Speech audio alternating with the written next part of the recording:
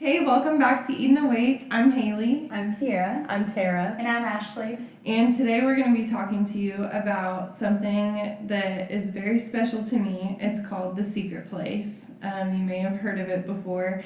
It's kind of like, I feel like it's a really churchy term, honestly. Yeah. Like, it's like kind of, I don't know, if you don't know what it is, like, Probably most of the population does. yeah, I feel like you're probably like, okay, secret place. I didn't know what it was until you told me. Secret hiding place is what Kyler always says. It's so funny to me. But I want to share about this because I feel like for me, when we're talking about back to basics, this is like a basic tenet of my faith, and it's something that I use almost every day. And I feel like it's a real practical tool for anyone that has a walk with the Lord.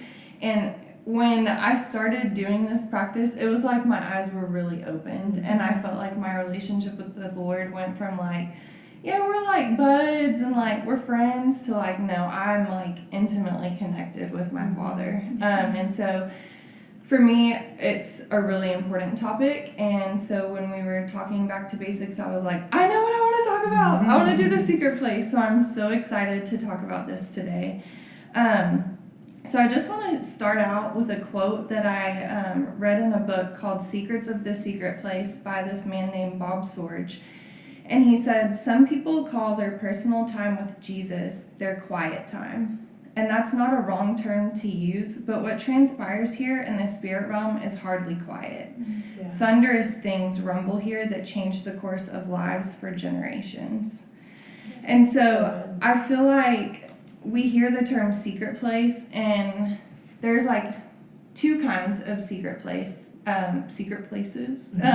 You have your physical secret place, which is like I sit at my table and I read my Bible every morning. That's like what would be in the physical. Like if you have your one spot that you're constantly meeting the Lord at, which that can change obviously because like we're humans and things change.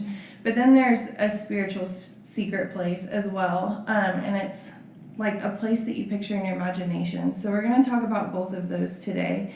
And so I wanted to share because the very first thing that got me like thinking about this was how God does want to spend time with us and how this secret place is his way of doing that. He's always in the secret place. And so God in the garden, when he created Adam and Eve, like he was with them because he wanted to be. Yeah. And the Bible says that he walked with them and he spent time with them. And like, that's not because he felt an obligation to, like he wanted to be with his creation. And so he wants to be with you. He wants to spend time with you in the secret place. So yeah, okay, the physical. I'm going to read a verse. So Jesus in Matthew 6:6 said, but when you pray, go into your room, and when you have shut your door, pray to your Father who is in the secret place. And your Father who sees in secret will reward you openly. So that's Jesus talking straight out about a secret place. And back in these times, I looked up, like, I'm a super nerd, looked up the Greek for a secret place, and it's tamion. And what it was a tiny, like, basically like broom closet that they had built in their houses above their porch. So, I mean, picture like a porch back in like, I don't know, 10 AD. I don't know, when was Jesus walking there? They had like really tiny closets, but they would go in there and it was a devoted place for prayer. And so I thought that was really cool. Like it was intentionally built into their homes to have this room because they were so devoted to their faith and to their prayer. And so when Jesus mentions that, I feel like it's important for us to have a designated place. Yeah, that's good. So what do y'all think? What are y'all's places? What's your physical secret place? I think it's when we were just prepping this, I was like, wait, what's y'all's secret place? Because I think everybody's is different. And I think really my heart and every time that we speak to you guys is that y'all always leave knowing that like all of our experiences with the Lord are different and there's not one size fits all. And so I know that y'all's looks a certain way But then I don't think we'll talk about the Heart House today. But for me, because I know y'all's is different, 'cause I think y'all have a separation of two. But for me, every time, I think I was confused at first when I came into about the secret place, and then I was like, oh, that's what that is. But for me, like when I visit, I know recently even I was I was just reading my Bible and I was like, man, I just need to get away. And I like that you were like, I was praying in my car because it's quiet.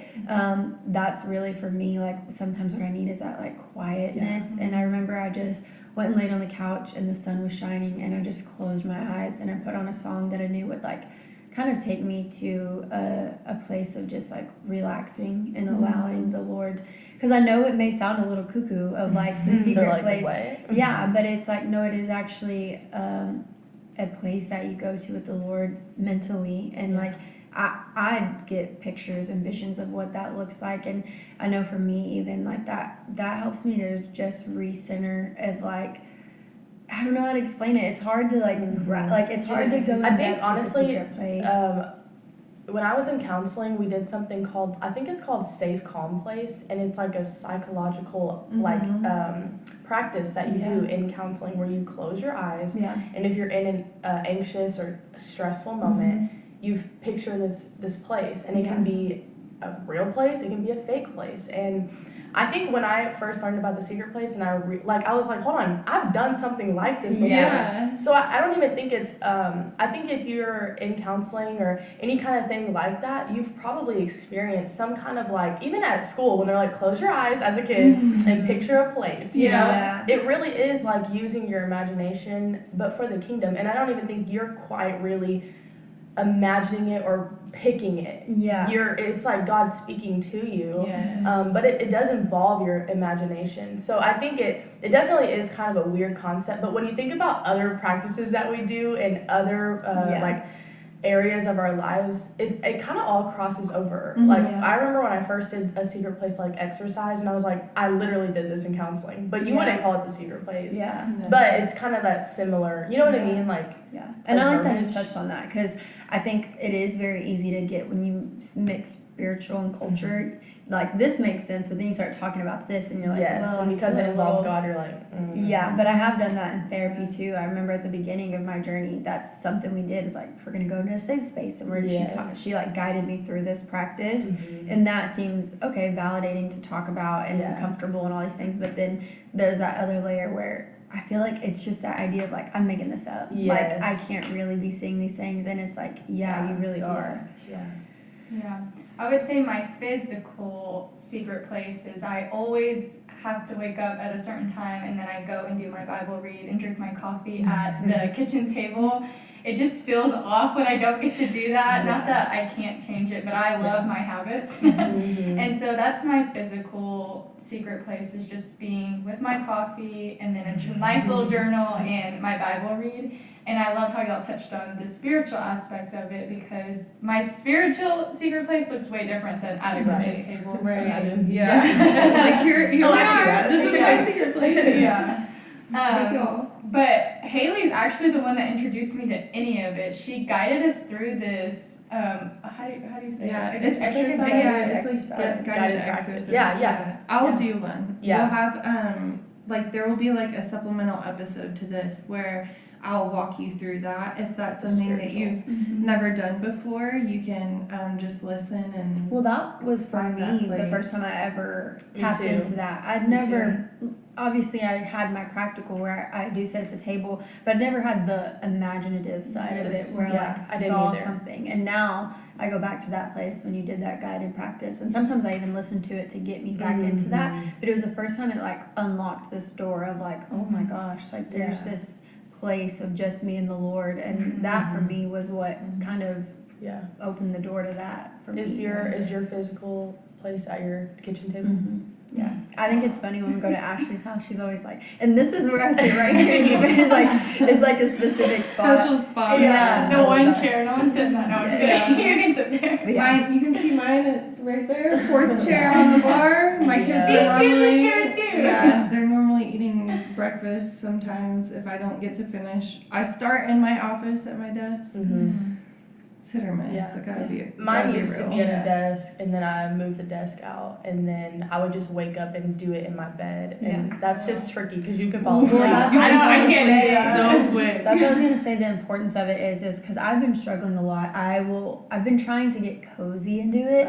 Every time I'll be like, "Ugh, God, give me the To strength." me, And it's God's like you I've got to gotta make get the up. switch, like, because I always was like, well, I don't have my own. It felt like intrusive if I would go into the living room because my parents are in there. So I was like, but now I get up earlier than them for the most part.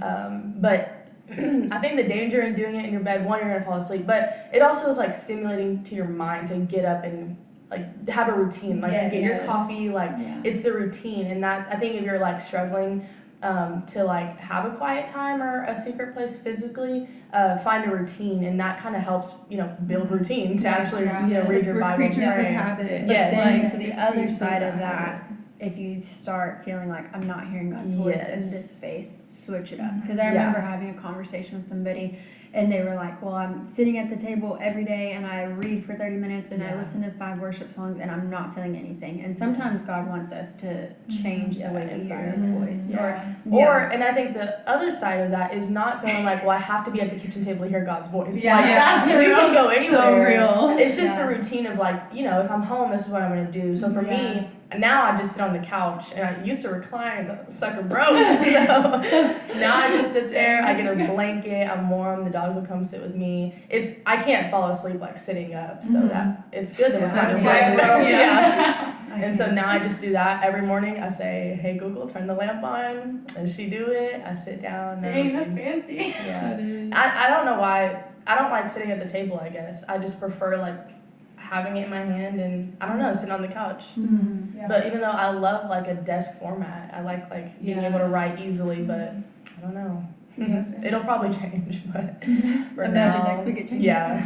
Yeah, it does change. Next season. In our old house, I had a closet in our office, Mhm. and I threw 37 pillows in there, and I had a little salt lamp, and that was my secret place. I had Bible verses all taped on the wall. It was like my little war room. Yes. Have y'all seen that? Yes. War room? It's so Yes, good. yes. That's the best secret place. I loved that closet, and then when we moved here, it was Yeah. okay, I don't really have a little Mhm. tiny closet to go Yeah. into anymore. Yeah. So, I'll say too, even when I go on vacations at hotels and stuff, I'll just find a place. And if Yeah. I'm there multiple days, I'll go to that same place every time and do my yeah, quiet that's time. so Yeah. smart. But I think it's just our brain our mind personally just works better in some kind of routine.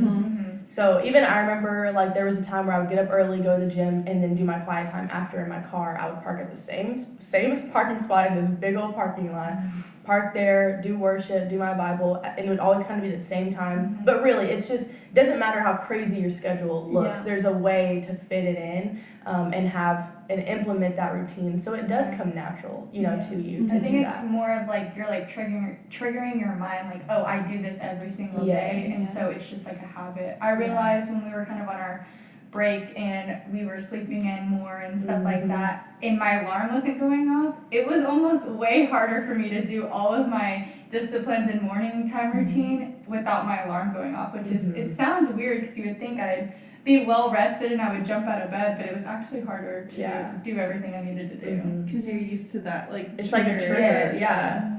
If you read The Power of Habit, Yeah, it's a good one. that'll kind of tell you how that all I works. recommend that. Okay, so I do want to know, do y'all want to share your spiritual secret place? I can want to share. What does it look like? Mine is definitely not what I would have expected. When I did the secret place exercise, actually a couple months ago in October, I was at a creative retreat, and that was the first time I had ever thought of a spiritual secret place. And so I was like, oh, it's gonna be a garden. So I closed my eyes, we're doing the exercise. I'm looking for the garden, and I was looking for the other place that I've seen. I'm looking for all these places, and I was like, where am I at? I'm not seeing nothing. And then I felt God say, you don't have to look, it's gonna come to you.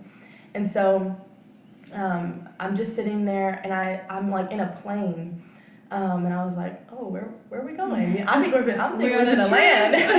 Land at the beach. So we do land, but we land in the sky, and it's just a ton of clouds. you know, like when you're flying and you're flying through the clouds and you can see underneath like a little bit. It was just like that, and I was like, where are we going?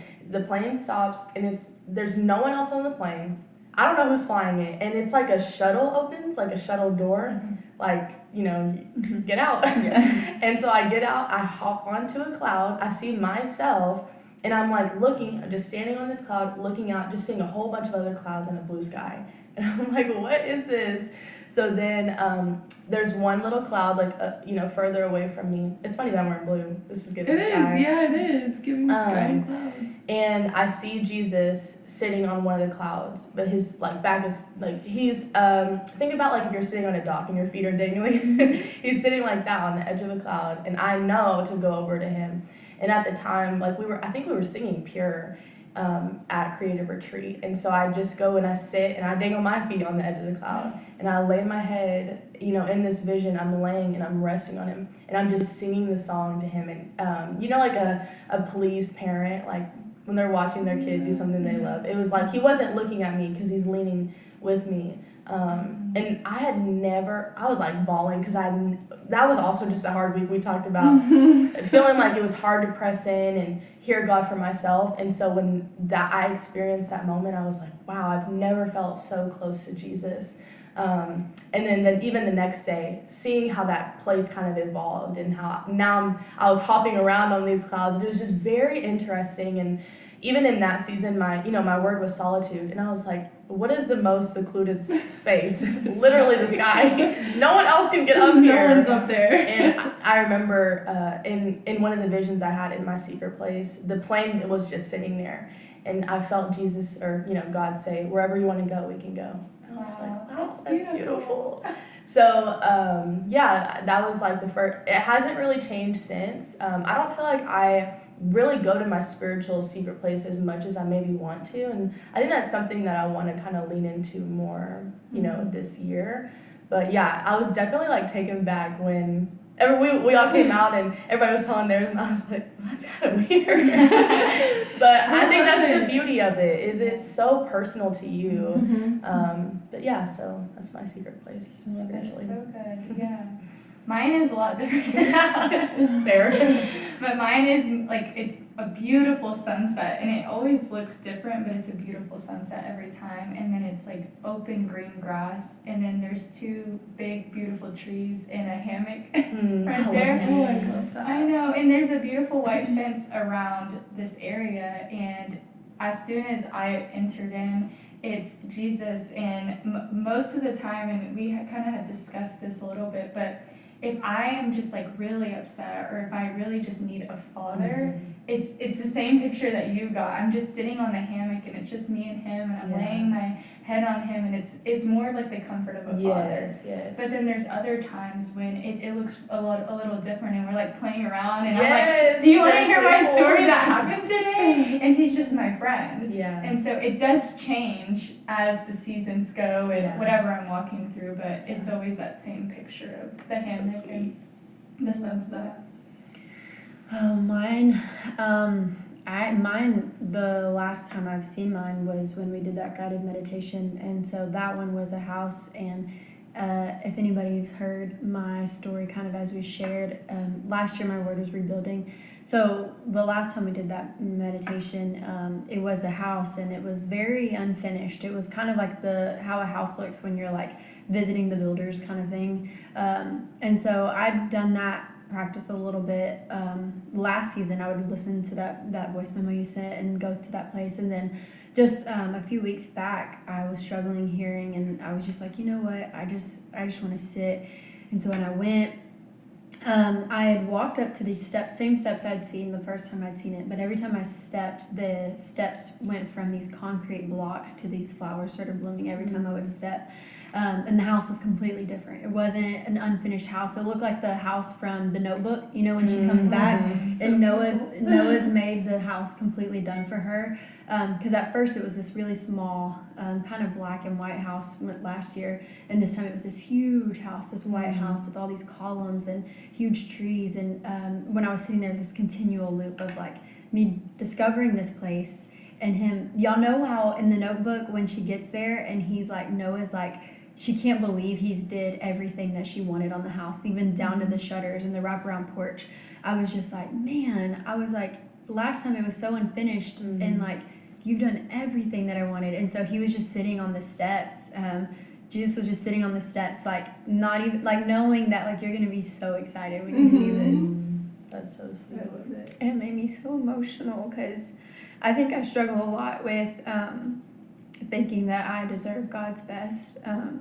I think that little house that was kind of unfinished and didn't have anything inside was like, this is good enough. Like, you're in here. That's all that I could want. But to just see that despite my distance of visiting that place, the fact that he never stopped working on it. And it was the same as you said, like, there was an easel sitting out in a field, and I could just, it's interesting when I visit these places, he doesn't say much sometimes, but I could tell he was like, go paint.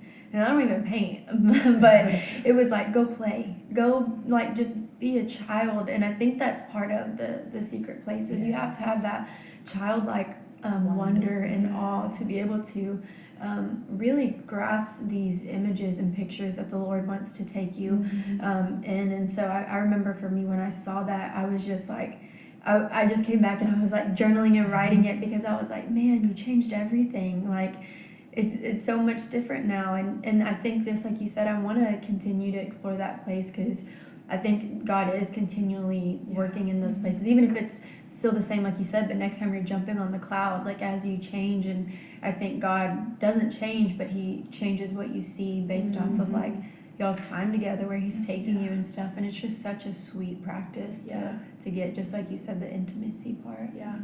I think that's really the whole premise of it, because it does, when you're talking about it, I'm sure there's people listening like, okay, I'm tracking, and I can, like we talked about earlier, you can see how it might feel weird at first, or it might feel, I mean, have you ever, like, played with, like, a child as an adult, and you're like, hey, Barbie, like, you don't really know, like, but it's coming back to that childlike wonder, and I think that's the place that you have to kind of be in.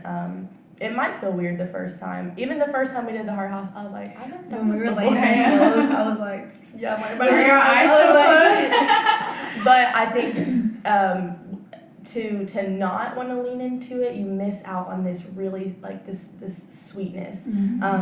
As we've all shared, all of us have this different place, and it's intimate and it's personal, and it makes your relationship with God that much more intimate and personal. Think about, like, if someone you're close friends with, or maybe your spouse, there are places only y'all go, there are things only y'all do, and that's the same, it's the same kind of principle with God, that I love, there's this element of, like, secrets with God. When you are so close with God, there are things that he tells you and shows you and reveals to you, and I think for me, that is when my relationship with God really shifted. The practical is absolutely necessary, but man, leaning into that spiritual side is so beautiful too.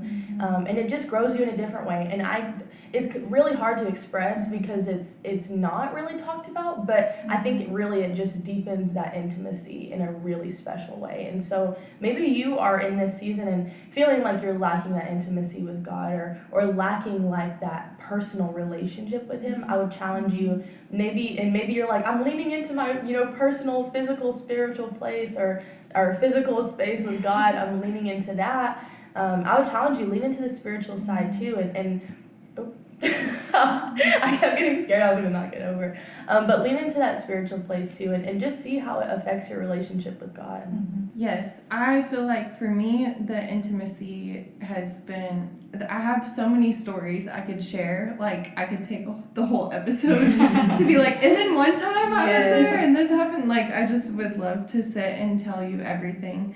But I did want to share a couple of, like, special things about my secret place. And so mine is a garden. I picture it, like, on the back of this huge white house, and the very first time I went there was a table, and Jesus was sitting at the table, and it was there's roses, and it's just grown so tall, like, you can't even see out, like, you're in a backyard kind of garden, and there's a gate, but you can't see anything, because it's just there's so many flowers. It's like the botanical gardens. It's like a little, what is that movie?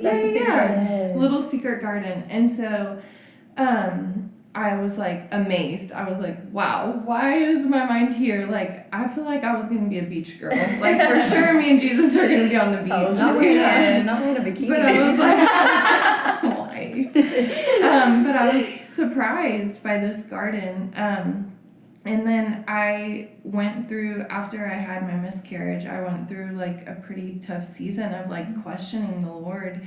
And I remember one day I went there, and outside the gate was where Jesus was, and he was knocking, like, let me in. And I remember just breaking down because I was like, gosh, that's what I've done. I've completely shut you out of this place, and like now I'm coming here, and like I don't even want you here, you know. But he was still there, but he wasn't intruding on my space, you know. And that was so powerful for me, because it was like, man, he's not gonna force himself, you know, like I have to be the one to open the gate. And so that day I went and I opened the gate, and I was like, please come in, I can't do this without you, like I'm a mess. And so that was like a really special thing. And over time it's been really interesting to see the same creative retreat. Now my fence is like 2 feet tall. Like, it's a cute little fence. Like, it's not this big overgrown thing anymore. It's shorter. I can see off into the distance. There's rolling hills and mountains, and like I just feel like every time there's something more beautiful added to it. And I think it's really powerful how the Lord can use that to show you kind of what you're going through spiritually, or even like speak to you in a way. And one other example that I have is, after the miscarriage, I was questioning, like, how do I know my baby's okay? Like, that was like a big thing for me. And I one day went to my secret place, and Jesus was there holding a baby, and I was like, okay, he's okay, like my baby's okay. And I got to watch him grow in that moment. It was like, I don't know, you watch these videos of people's children growing like over 30 seconds, and that's what it was like. It was like he went from a baby to like, you know, a year old, 2 years old, and Jesus bouncing him on his knee, and then he put him down, and he's running like an airplane, and they're playing, and he grew into a man. And I got to see all of it, like just in a short snippet, but it was so powerful to me, and it gave me so much peace. It brought me I felt so loved that God would show me that, you know. And like, if I didn't have this place to go to, and this wonderful imagination that we all have, that he's blessed us with, like, I wouldn't have been able to see that. Thank you. I'm over here trying to keep my tears from falling. But such a good one. So that's, sorry. I really value the secret place, and I cannot advocate for it enough. Like, it's just so powerful. But I feel like the biggest thing that I've gained from having this secret place is rest. It's like this special place you can go to like really and truly like just disconnect for a second, and like get that reprieve from all that's going on. And we see in Genesis when God took the Sabbath and he rested, and so rest is like so important to him. And I feel like if you want to lean into like the whisper of the Lord and the things that he's saying, you have to consecrate yourself. You have to separate yourself from the noises of life, and you have to like create this space, whether it's physical or spiritual. You have to have that space.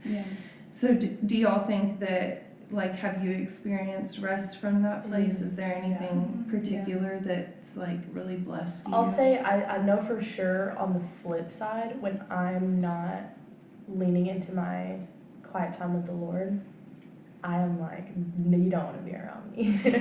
But I'll say, like, because I know God sustains me, and so even if I don't start my day with my quiet time, I can definitely see how that plays into how I live for the day, which I think is plays into rest, because I'm not living from a place of rest. I'm living from a place of striving or anxiety, because I didn't get that level with the Lord in the morning, or I didn't release that. And it's not every time, but most times that I'm not in that rhythm, I can definitely see how it has an effect on not just my body and my mind, but like my spirit. And so I can definitely see just on the flip end how it looks when I don't implement that. So I think I've never really been in a season in the last year or two where I've just pulled back from God. So I can't see like the long-term effect of it. But I know what my life was like before God, and I know what my life looked like before I had a regular quiet time or relationship with God. And I was the most anxious I've ever been. I was the most stressed and overwhelmed, and I didn't know how to manage that, and so I think just naturally when you do life with God, there's a level of ease. Doesn't mean your life is easy, but there's a level of ease and a level of grace to walk out even the hard things that God has called you to. And I think that is rest. That is operating out of a place of rest. It's like an inner peace, an inner calmness that you can't get from a vacation or a spa day. But I think for me that's what that kind of life of rest looks like. I think this I forget the dates and years, but when I was going through my season of divorce, my way of coping with it was to be as busy as I can, because if I'm as busy as I can, I don't have time to slow down and think. And I remember it was like I went to the courthouse in January, had the court date in March, and there's like so many big moments. And I'd been working a season for me that's typically kind of slow, was very full, and I kept wrestling with this, like, Lord, are you asking me to slow down? Like, what is this going to look like? And I just had realized that I'd taken God out of the equation for all those months trying to operate of like Sierra's strength. And I remember when I took this summer off and just really rested. I mean, sometimes my quiet time was from like the time I woke up to like 3 p.m. And that's not very common or usual. I can't do that now.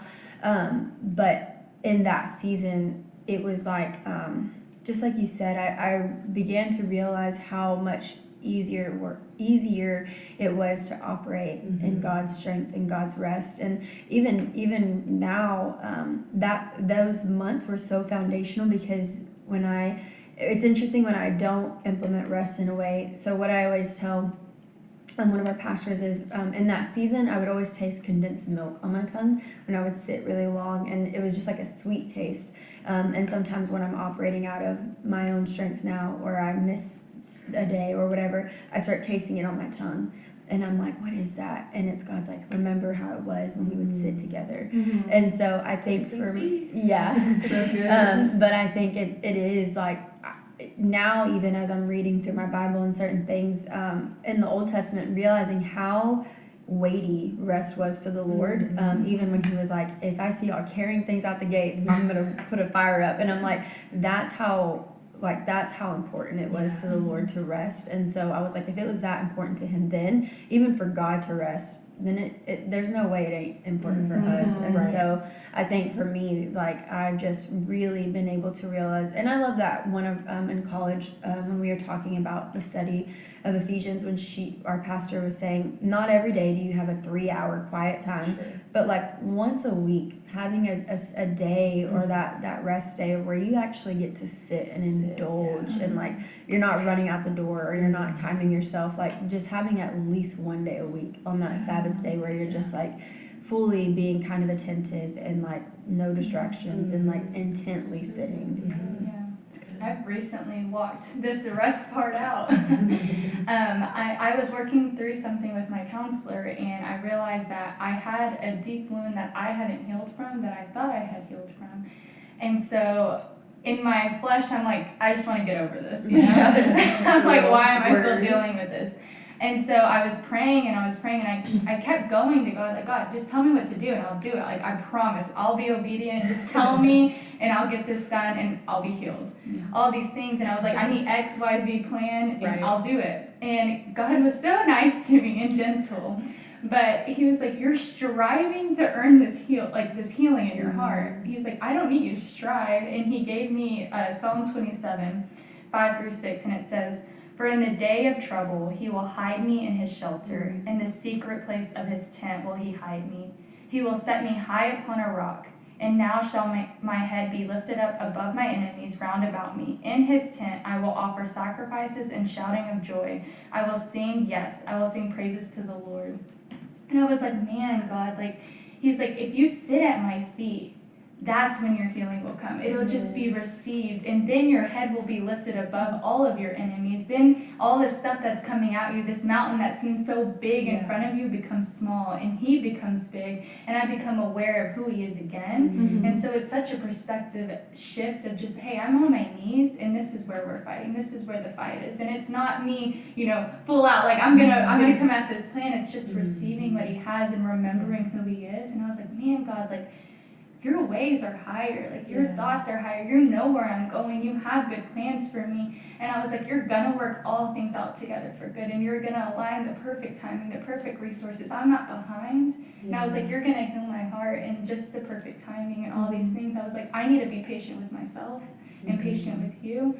But it was in that sitting on my knees that I realized that God, I know who you are, and like this mountain is just becoming so small. And so it really was just in the sitting and the receiving that all of this mental real estate this thing was taking, it just instantly like kind of brings you back to peace. So good. I love the peace. I love the feeling of peace and rest and just like, it's so good. I pray that you guys will, if you don't have the spiritual place, you'll listen to the guided audio. I want to say guided meditation, but I feel like that's like new agey. Sorry guys. Maybe it's But still God says to meditate on his word. It's fine. Fair. Just listen to it. And that you get a special place, and that you would get to go there to rest in God, and that he would show you things that are just meant for you and him, and that it would be a testimony to someone else someday, that you'd be able to sit and share your special place just like we just did, and that it would change someone else's life too. I feel like that's all we have. I will say we've had a lot of people come up to us and talk to us about our other episode and sharing like how it's helped them. If any of you do make a secret place and have like a cool experience, we'd love to hear about it. We want to know. I love to know everyone's secret place. Me too. I feel like that creates a level of intimacy, like with other people too. Even how you shared like how different it looked in different seasons. It creates not only a door for God to come into those spaces, but it creates the door for other people. You know what I mean? So it definitely deepens your intimacy with other people when you talk about it. It's so special. I like that. I was just imagining going up to people at church asking, What's your secret place? What's your secret place? Tell me. I love it. It's gonna be great. You can always send us like a DM, or if you're watching on YouTube, you can comment and we always read everything, anything that ever comes in, comments, DMs, everything. All of it. We love it. So we love you guys so much. We are so thankful that you would take the time to sit with us, and we just pray that this blesses you. We love y'all. Bye. Bye.